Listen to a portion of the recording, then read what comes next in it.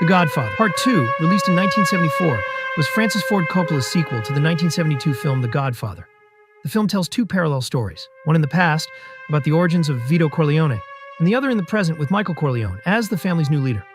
Once again, Nino Rota composed the music with the help of Carmine Coppola, the director's father.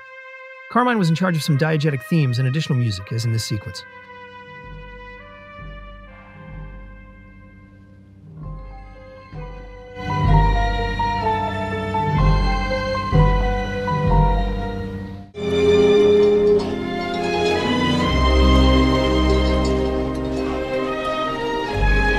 Rota had been disqualified from the Oscars for The Godfather for reusing music from the comedy Fortunella to create the Sicilian theme. However, he won the Oscar for The Godfather Part 2, together with Carmine Coppola, despite reusing the three central themes from the first film. I made an explanatory video about The Godfather showing the use of those three central themes. First is the theme of The Godfather, which was the theme of both the Corleone family and their power. El tema principal es este, se emplea una docena de veces y hace referencia tanto al cargo del padrino, el capo y líder, como a la familia Corleone. Cuando funciona como tema del padrino, es la música del poder inflexible, despiadada, pero cuando se refiere a la familia, se transforma en una música sentimental y emotiva. The second is the Michael Corleone theme. Aparece por vez primera cuando tras el atentado a su padre, Michael se reúne con los suyos. The third is the Sicily theme, also known as the love theme. Aunque fue etiquetado como tal, no es un tema de amor, porque suena en todo su esplendor mucho antes siquiera que Michael conozca a Polonia, pero ese amor se suma también en el todo de la música.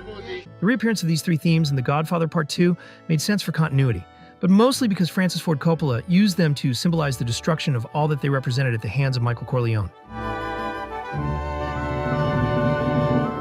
Important notice. Although the film alternates between the past and the present, for clarity, we will first explain the soundtrack in relation to the events of the past and then in relation to the events of the present.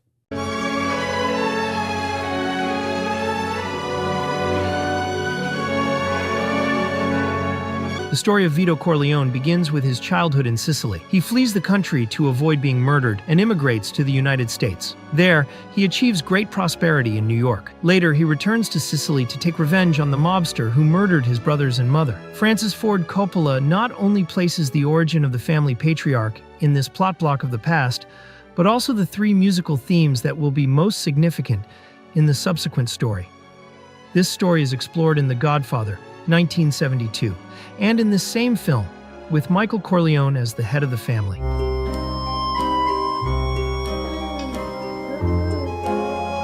The main theme appears with Vito, Carmela, and Sonny, his firstborn son.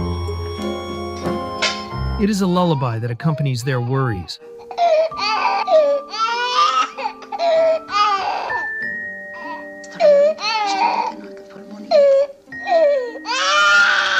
which Coppola turns into a song that brings the family together.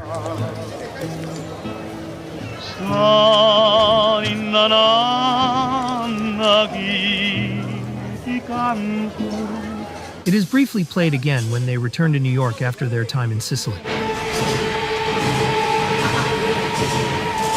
Mike, say goodbye. This is the theme of the Corleones, not of their power.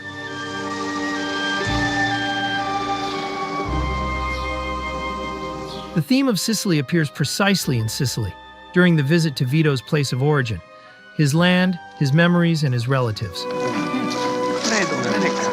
Give this to Grandma. It is the place to which Michael will return as an adult many years later.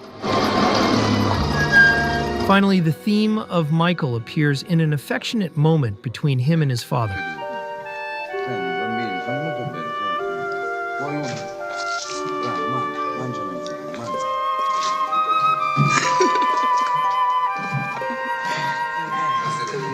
The three themes begin their journey in the chronological narrative here. In this section, however, another theme stands out, a lyrical and beautiful one.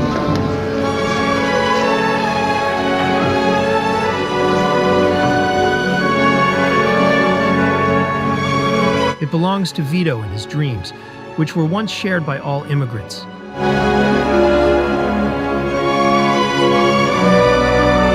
Then, it becomes linked only to him.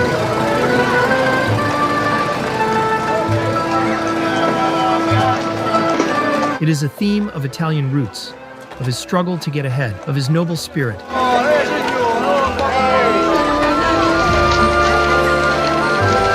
and of his love for Carmela.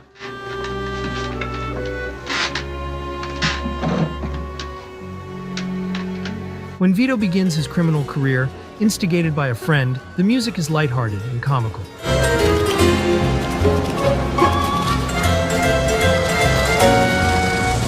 This lightheartedness adds to his musical theme.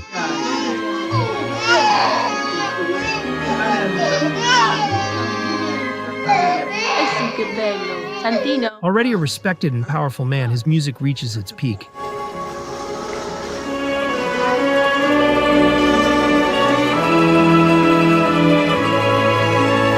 It is the success of the boy who escaped death.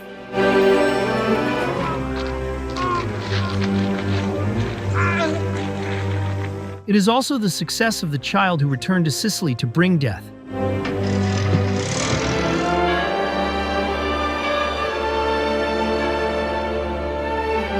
It is important to note that Coppola does not idealize or glorify Vito Corleone or his criminal clan by attributing such beautiful music to them.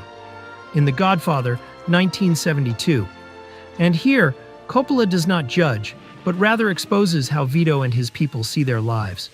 After all, this is the story of a mafia family, told from the mafia's point of view.